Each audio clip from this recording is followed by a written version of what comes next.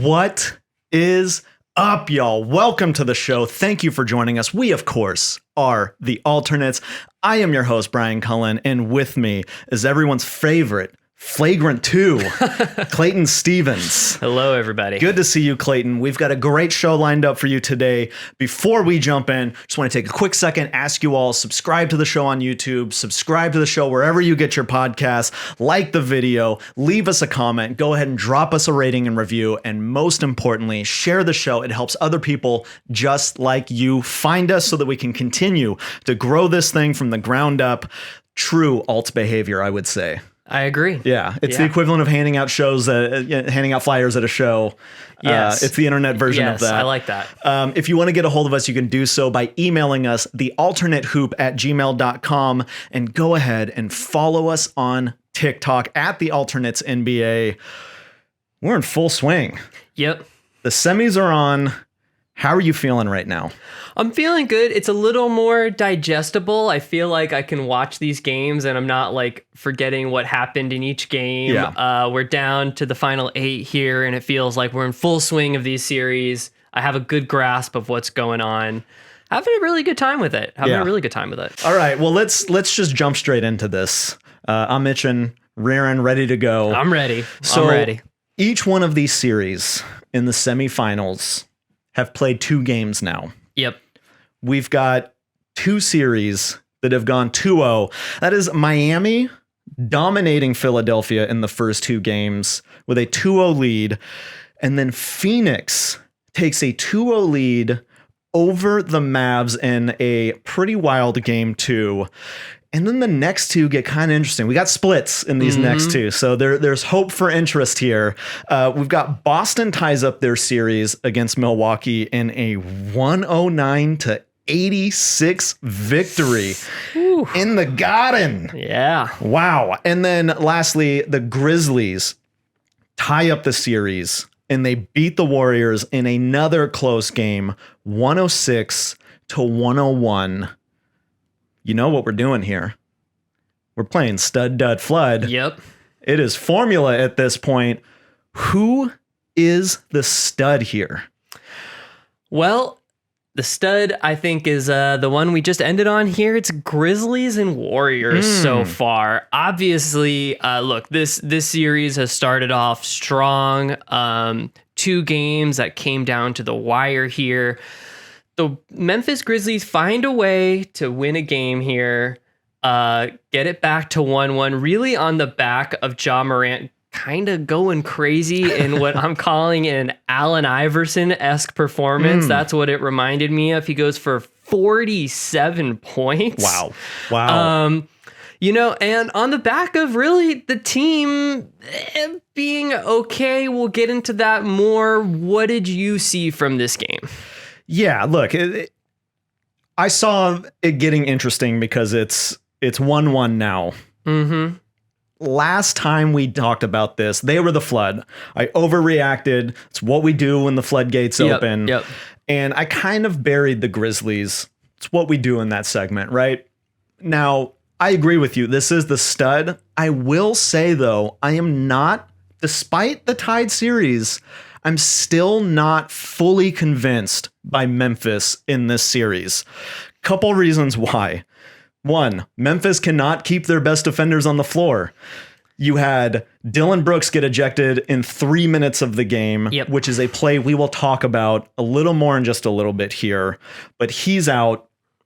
And then, look, it's not just this series. We're going back to round 1 with Memphis. Jaren Jackson Jr. can't stay on the floor. He cannot get out of foul trouble. And without those 2 guys, you said yourself, the phrasing was they found a way to win. Mm-hmm. How many times can you find a way to win without your best defenders being reliable in a 7-game series?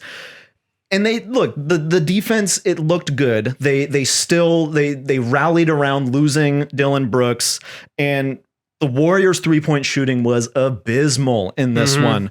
They made, you know how many threes they made in the game as a team? Under 10? 7. Yeah. 7 threes from the Warriors. The Splash Brothers combined for 5 of 23. I don't think that is going to be a thing every single game. Those guys are going to find ways to get their shot. The Warriors move the ball so much to find the best look they can possibly find that I don't know if I can rely on abysmal three-point shooting from the Golden State Warriors, the team that does this so well. Yep. Credit to Memphis for taking this game. I still am running with the Warriors on this one, though. Totally get it, but I'm going to push back a little bit here. You look at the box score on the other side from the Grizzlies' perspective. Yes, Ja Morant goes for 47 points. Ridiculous. But the second highest scorer on their team in that game was Zaire Williams, scoring 14 points. Shout out to the 818 there. Yeah, shout out to the 818 Valley Boy. We love you. Zaire Williams, Sierra Canyon legend. But third highest scorer, Jaren Jackson Jr., who, like you said, only played 28 minutes in this game before fouling out with only 12 points. To me, Memphis all season has been about a more balanced attack from all of everybody, right? Like Ja isn't usually that guy to go for 40 points. He's more like a 18 to 20 point, get all of his guys involved. That is really where the upside in this Grizzlies team comes from, I think, when they're shooting well, when guys like Jaren Jackson are scoring 20 points, and they haven't been able yet to get that going. Desmond Bane had a really tough game, and I think the Warriors, credit to them on this front, they've done a really good job of targeting him first and foremost and saying, we're not going to let that guy beat us, because we've seen that when he's going, they're really tough to beat. He only scored 5 points in this game. So if you take Ja's 47, you break it up, you give a little to Desmond Bane, you give a little to Jaren Jackson, you spread it around a little more. I think there's some more upside for Memphis here. And like you said, defensively, I do think they've done a good job. Jaren Jackson, most importantly, I think their coaching staff probably is looking at him and saying, if you can play over 30 minutes and get closer to 35 minutes, we're going to win this series because you are our most impactful defender. And when you're scoring, that's when this team is doing its best. Yeah, I think that's totally fair. The other thing with this game, before we move on for me, I called for in the last one, I wanted them to attack Steph Curry a lot more. I wanted Ja to attack him. And look, to their credit, they did it. They attacked Steph Curry. You know how many fouls Steph Curry had in this game being attacked like that? Hard to think. Yeah, One. Wow. One. Wow. So clear, look, I'll admit when I'm wrong, and clearly he figured it out. I think that Steve Kerr, to his credit, looked at game one and made the adjustments, knowing what the adjustments from Memphis was going to be. And I think that's going to continue giving them the edge in this series. Okay, I like it. All right, what was the dud of these so far? I think it's got to be Suns Mavs. I mean, disappointing. Yeah, I kind of thought that the Mavs were going to give the Suns a little more trouble, looking at how the Pelicans were able to create some issues for Phoenix. I thought, okay, Dallas is a better team. They're going to be able to get in there and pick up kind of where New Orleans left off and create some more issues. Not the case. Not the case. That second half in game two from Phoenix was a masterclass. Chris Paul, 9 of 10. Yep. And not just his scoring. He took a guy almost half his age in Luka Doncic and made him look like a rag doll. So in the last series, we talked about running plays at the team's best player, who happens to be a point guard, to no avail, right? It didn't really do much for them. Here's quite the opposite. Yep. Phoenix ran everything at Luka Doncic. They put him in every action in the second half. Everything. I think what Phoenix has figured out here that so many other teams have struggled with, because Luka is transcendent. Look, I know that I just said he looked like a ragdoll, but Luka is so good. Offensively, he's been transcendent. He's incredible. He's also a player that has had moments of defensive brilliance in the post. I will say that because of his size. Teams in the past, historically, when playing Dallas, have sent blitzes, doubles, all of these looks at Luka. I think what Monty Williams and the Suns have figured out is, no, we're not going to do that. What we're going to do is we're going to eliminate everything. Look, if I went to the store today and bought a carton of milk, there would be a picture of Jalen Brunson on the side of it because he has completely disappeared in this series. They have eliminated him. They've made it so difficult for everybody else that Luka has to do everything. And then on the other side, they're running everything at him. You get to the fourth quarter and they have drained every drop of gas out of the Luka tank, which I think is the best game plan. Look, it took the Clippers 3 games to figure that out in the playoffs last year. Everybody has struggled with this. Utah couldn't do it. Phoenix did it perfectly, and I think they found success here. And I think the series is over. This is looking like a sweep to me. I think this is over. Yeah, I'm not ready to call it a sweep yet because Dallas is at times such a hot shooting team that I think they still have that in them, especially going back home. You know, maybe a couple guys can get on fire in a game and they can hit enough threes to win a game. But you're right. I mean, just matchup wise, they look totally outclassed. Mikal Bridges has made it his personal goal to decide Jalen Brunson isn't going to do shit. Yeah. And, you know, the length of Mikal Bridges, it's fun watching those two go at each other. Both played together at Villanova. Like, it's just kind of a fun subplot. But he's just been absolutely incredible on Brunson. And he's made Brunson's life so difficult. And in that last series, what made Dallas so dangerous at times was Brunson being able to keep up the scoring, bring the ball up, be effective at times. And then Luka has a little bit of little gas left in the tank, like you said, at the end of the game to make some big shots. It feels like, you're right, Phoenix has just kind of figured out the formula here. Yeah. And if they're going to execute the way that they executed at the end of that game, they're looking like the title favorites again. And it feels like they lost their team identity early in the playoffs. And midway through that New Orleans series, they found it again. And it feels like they're back to that 60-win team that we saw all season. They really do look like the title favorites right now. Yeah, I agree. I don't know. There's some teams in the East that look good, but man, Phoenix is clearly the best team in the West right now. Yeah. And I'm glad that you brought up Mikal Bridges because we're giving out, it seems like I'm giving out a bouquet of flowers every episode here. He gets it this time. He gets a big bouquet. What he's been able to do defensively, not only all season, but in the playoffs, kind of being an unsung hero because we've talked about Chris Paul and his age so much. We've talked about Devin Booker and what he brings to the team. But Mikal Bridges and Jay Crowder being a culture guy that makes every team he goes to so hard to go against.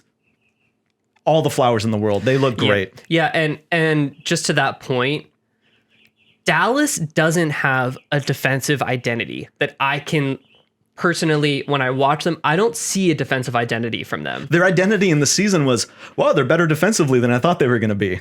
Yeah, that was like literally the identity. Yeah. Whereas Phoenix, they have such a strong defensive identity. Yeah. Defense is where it all starts for them. And they've been able to carry that super far. And it feels like that's going to carry them to the Western Conference Finals, likely to the finals as well. Absolutely. All right. Let's open the floodgates. Let's do it. The dams are open. I'm going to pick the flood here. Okay. You got a couple choices here. Yes, I do. But I'm going with my Boston fucking Celtics, bro. Wow. Okay. Yeah. So, it's funny because we talked about Grizzlies and Warriors, right? 2 very close games, tied series. We're looking at another tied series here. Quite the opposite in terms of end of game result. 2 blowouts on each side. Boston came back and completely answered the call in a blowout, 109-86. What did you see here? First of all, your guy Jaylen Brown came through. Told you so. Yes, you did. You said it. He was going to come through. There wasn't going to be that bad of Jaylen Brown. And boy, did he come through. He essentially buried this game in the first half. Yeah. Just completely took over. He looked totally unstoppable. He was reminding me of like Paul George almost in a way. That's what it reminded me of a lot offensively, where it was just like, put anyone on me, I'm just going over the top. No one can stop me. And then by the time second half rolled around, it kind of just felt like the Bucks just didn't have it in them to have a run. and Boston just kept playing their game and closed this game out pretty easily. I'm not ready to overreact here from the Buck side. Look, first of all, it's got to be said, the Marcus Smart Defensive Player of the Year is the biggest fraudulent award. Wow. It proves it. He's not even the best defender on the team. That is a surface of the sun hot take.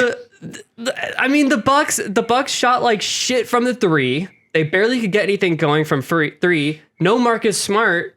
I thought his whole thing is that he's this great perimeter defender, and that's what makes their whole defense. No, it's Jaylen Brown, it's Jason Tatum, it's Robert Williams, it's Grant Williams. Marcus Smart is just the guard on the team. Still don't understand why he won Defensive Player of the Year. It's just insanely overrated what he does for this team. Their upside comes from their best players, not him. I'm speechless. That is a scorching hot take. He's a great defender. I think it's insane to say that he's not a great defender. I'm not saying he's not a great defender. His ability to funnel guys into the rest of this team, you can't hold him accountable because there are other good defenders on this team. He is so good at his size, his stature, his build, to just bully guys, to get into it, to draw charges, to do all of the dirty work. I think he 100% deserved that. Are there other guys that deserve it? Yeah, for sure. And look, we could look at Mikal Bridges. We just talked about his ability. There's a reason why some of these other guys are finalists, but you look at the second half, this turnaround that this Boston team had in the regular season. This is a regular season award.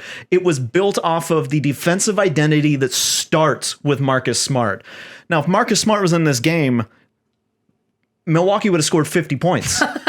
It would have been an even bigger blowout. Yeah, I just think it's overrated. And look, I think just this was just a dud from the Bucks. They only got up 18 3-pointers in this game. But that's them. They're not a big three-pointing team, and that's what you can kind of expect from a team like the Bucks that don't have Chris Middleton. You have to find other ways to do it. This is on Budenholzer. Budenholzer has to figure out how to make that adjustment without his three-point shooter. And look, on the Boston side, Tatum Brown, 11 of 20 from three. And not just that, it's not just those two guys scoring. They made everyone else around them better in this game. Yeah. Those two combined for 14 assists in this game. It's not just them doing everything. This is not hero ball. They got everybody involved. Brown, like you said, it was that first half. He only played 38 minutes. He's rested going into this next game. Yeah. He's going to get some good rest going into this. He scored 30 points and he only got to the line once. This was a pure scoring game from Jaylen Brown. Yep. He was incredible, and he wasn't reliant on getting to the line in this game, which a lot of the best scorers in this league do. So that was unbelievable. Grant Williams.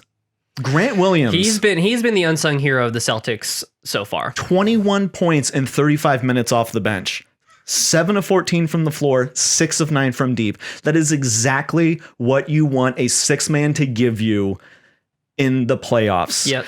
And they've heard my call.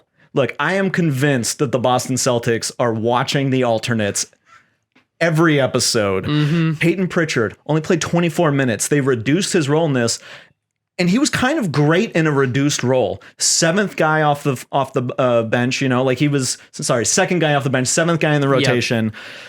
He put up 6, 3, and 3. That's a small stat line, great in a limited amount of time in a small role. And he was efficient from the floor. 2 of 4 from 3. Yeah. Yep, he spaces the floor. Everybody contributed in this. This is why I believe in this. This wasn't necessarily a full-blown outlier from any one player. Everybody had a hand in this victory. I believe my Boston Celtics are fucking back, bro. Yeah. No, I mean, look, they're back in the series, but look, if you're the Bucks, you're thinking, we went into Boston, we got a game.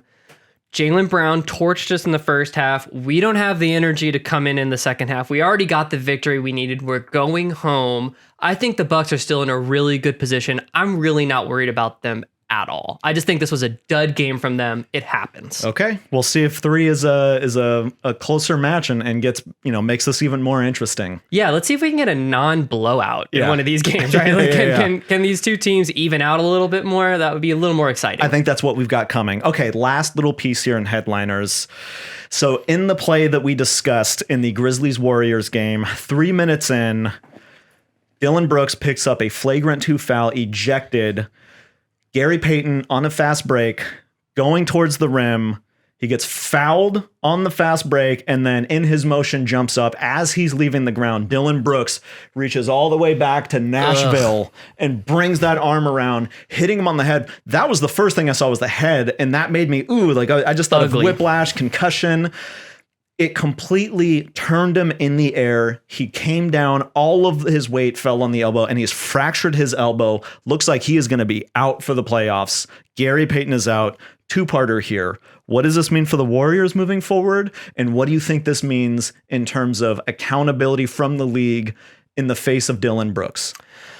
First, let's talk about Dillon Brooks here, because to me, this was such a dirty play. Like, it's the unwritten rule of basketball, especially on a fast break. When someone is in the air, you don't hit their body because it's just so dangerous, especially the kind of, like I said, on the fast break when you're running, going forward, all that momentum.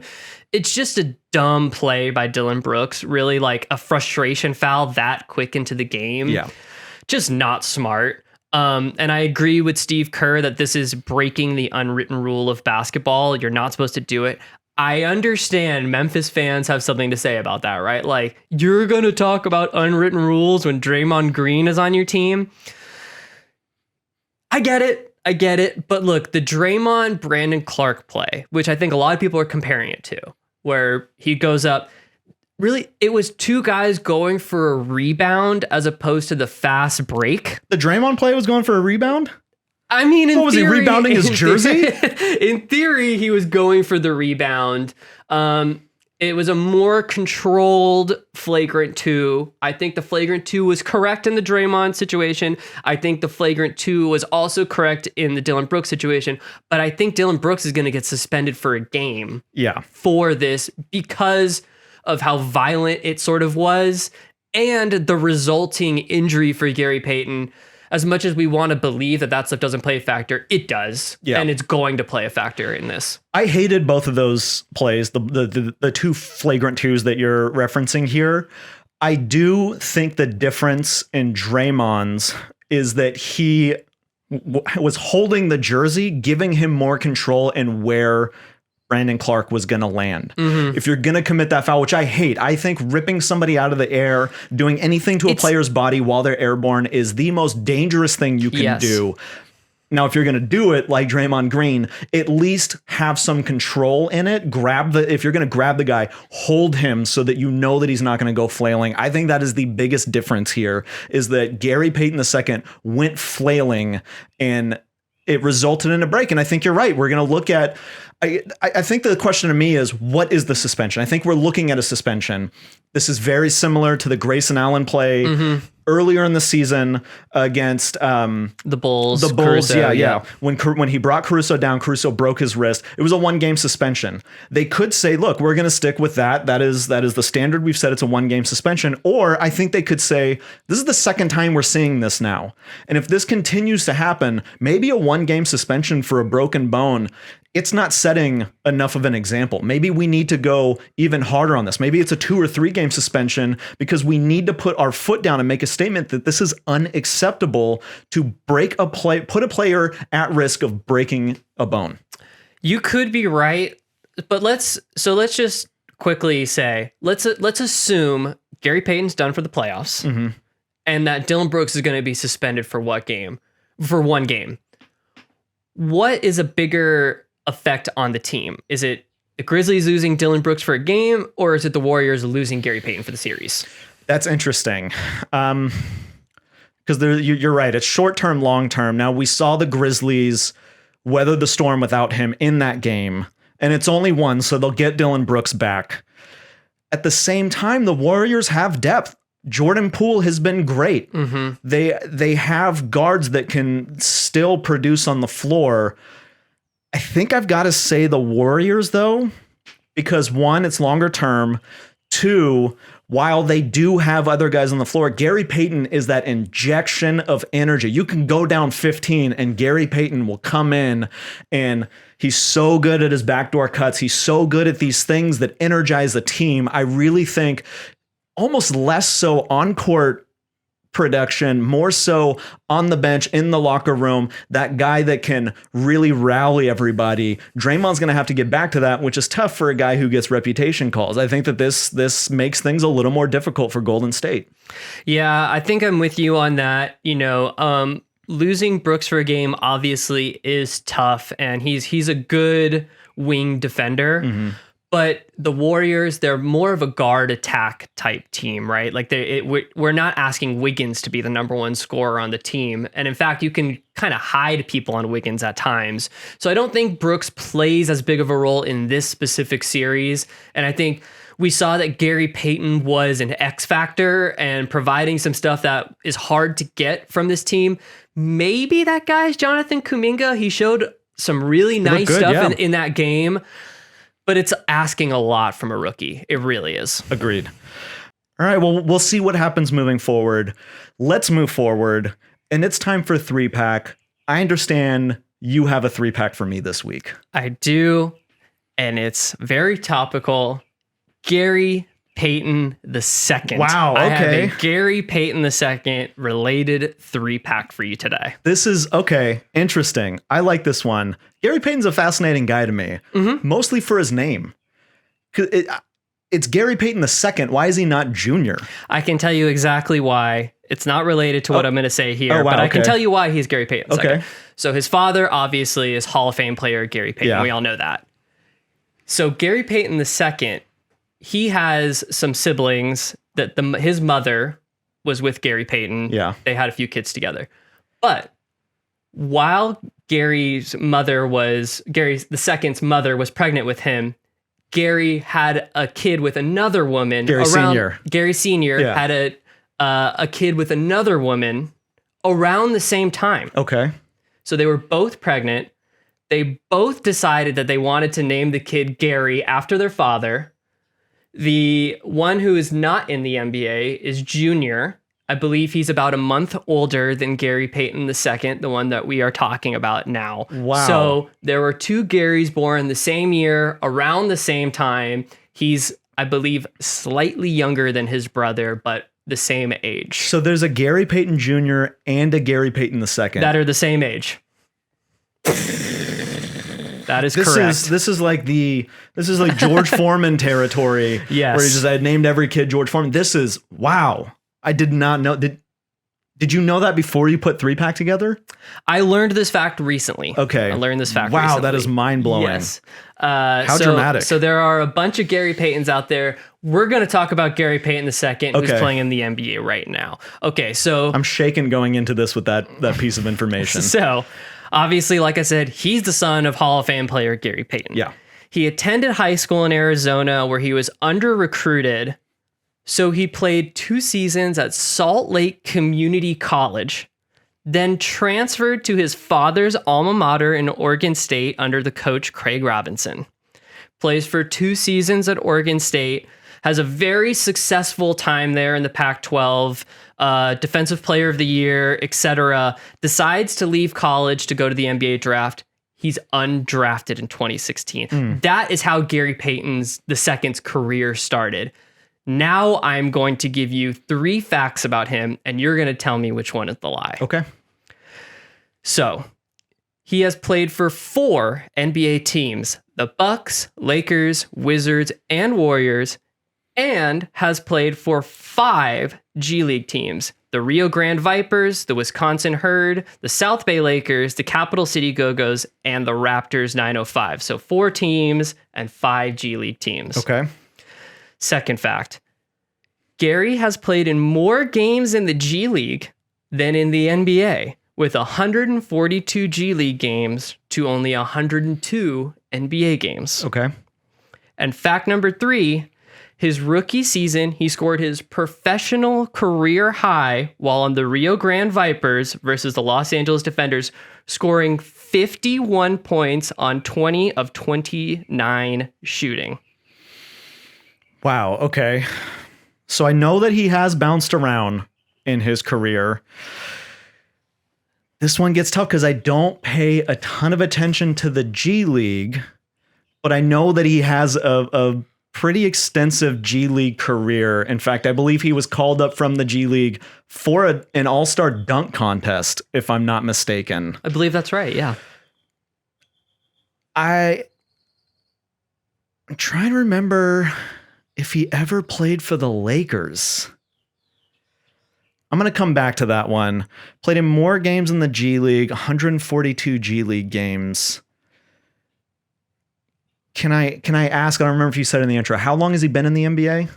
2016 is when he So we're looking at 5 years. Yeah. Okay. His rookie season, is there really an LA Defenders G League team? I guess I'm not really allowed to ask you that. Yes, there's an LA Defenders team. That's a real I didn't know G League that. team, yeah. So there's 2 LA G League teams? Yeah. 3. There's 3. There's the Agua Caliente, yeah. Interesting. Okay, I think that number 1 is the lie. Okay. I don't remember him being on all of these different teams. I think number 1 is the lie. I do think he's played more G League games than NBA games. And I believe that he probably dominated in the G League when he was there. Okay. You're wrong. Oh. He has played for exactly 4 NBA teams, the Bucks, Lakers, Wizards, and Warriors. Really? He Okay. did play for the Lakers. When he was on the South Bay Lakers, he came up and down a couple of times. Got it. And he has played for 5 G League teams. Never played for the actual Raptors, but played for the Raptors 905. Yeah. All these other teams, he did play for the team. He did play for the Wizards. He did play for the Lakers, the Bucks, etc. He did score 51 points in the G League. But that was going to be my second, but I switched those numbers around exactly. He has played 142 NBA games and 102 G League games. He's actually played more games in the NBA than in the G League, but quite an extensive G League thing. I have some more fun Gary Payton facts because I just can't stop reading about it. Okay, so his NBA career high is only 25. Compared to that, which was versus the Clippers. Yeah. Actually, in 2018, he went 11 of 19 from the floor in that one. He has 3 different 6 steal games in the NBA. Wow. Incredible. In 2021, he was selected 15th overall in the first ever G League draft. Did you know that this ever happened? No. There was a G League draft in 2021. It was given to the 17 teams who went to the G League bubble in Orlando. Wow. As a reward for sending your team down there, they had a draft. Gary was drafted by Raptors 905. Interesting. And he actually won a title with them in the G League. I vaguely remember them doing that in the bubble. I didn't realize he was a part of that. I had no idea there was a draft, but I guess that makes sense because those rosters are so loose. It would be weird to just bring who you had when the season was suspended. So a year ago, he was drafted in the G League. Officially, but has played 140 plus NBA games. Wow, okay. When he was in the dunk contest, what team was he affiliated with? Do you remember? I don't. I want to say it was Washington. That could be right. I think that would be 2020 that he played with Washington. Got it. Okay. Wow, that was a good one. Yeah, that's a good one. You know, I will say for the G League is very confusing, right? The teams kind of come and go. How many teams there are at times, stuff like that. I wasn't aware of the Capital City Go-Go's. Phenomenal name. Definitely want to support them more. Love go-go music. Love that they decided to use that for their G League team. That's awesome. So shout out to the Capital City Go-Go's. Wow. And Gary Payton II. Let's get you a jersey. Let's let me get a GP2 Capital City Go-Go's jersey. Anyone out there? All right. Well, good job. You stumped me.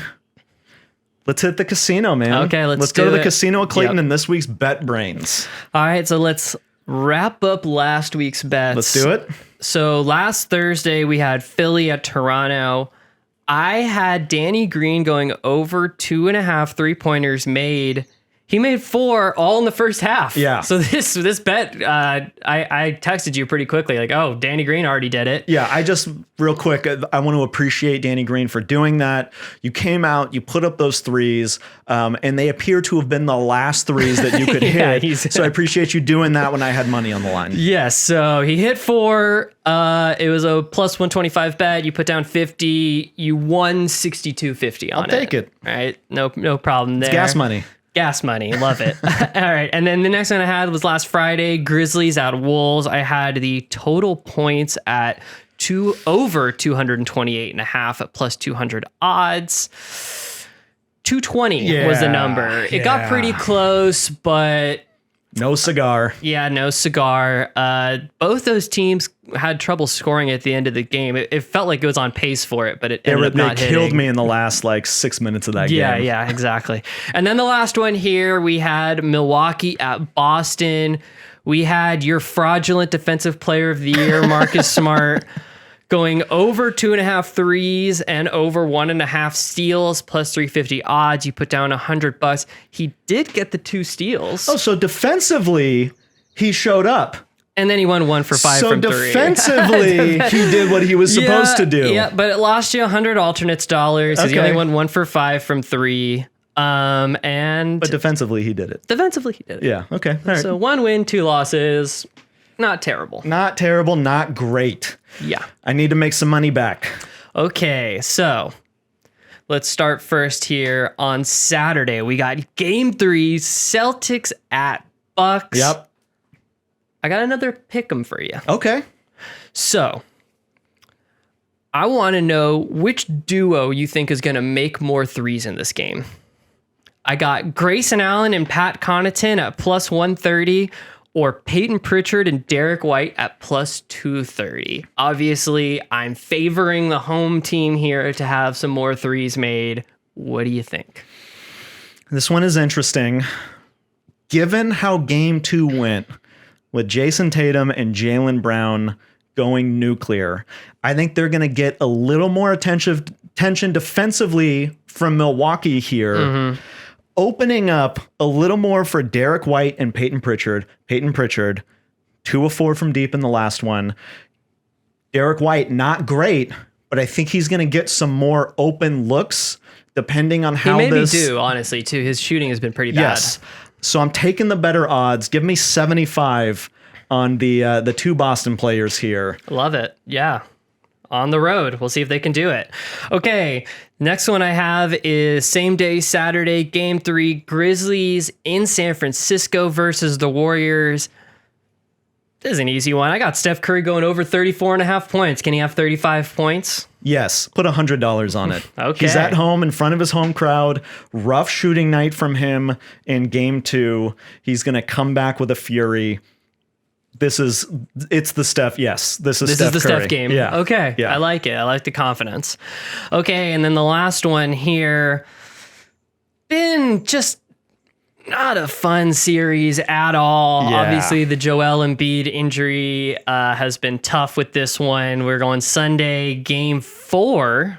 Skipping ahead a little here. Okay.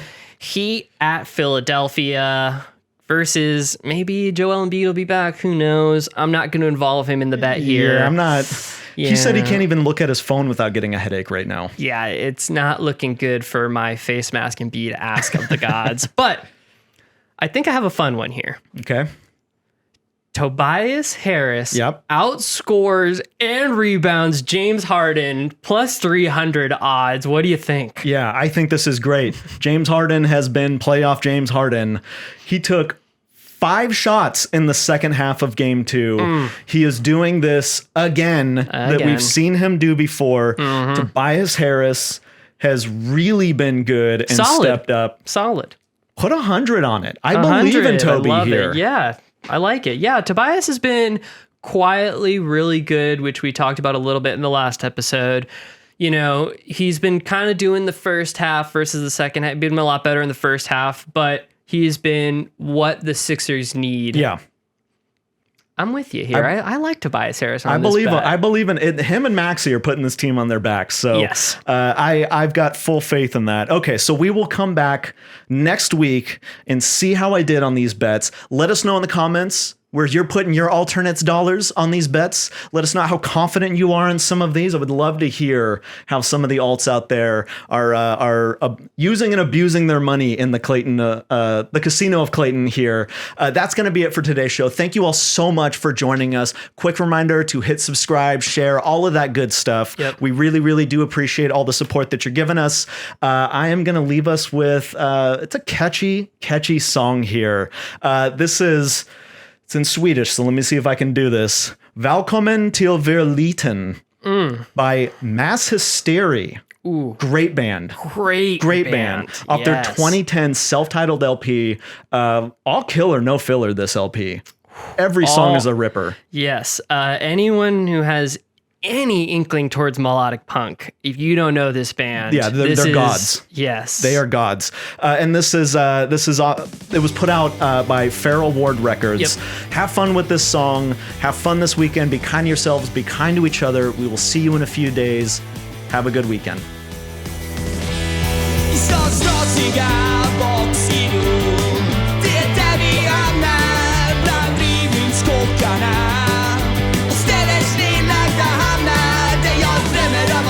Så sent som möjligt drömmer om min hem. Just när de glömt bort oss kommer vi tillbaka som en. Välkommen till verkligheten. Välkommen till verkligheten. De bygger upp en stad. Sen river någon hela skiten. Klart att man blir trött som fan.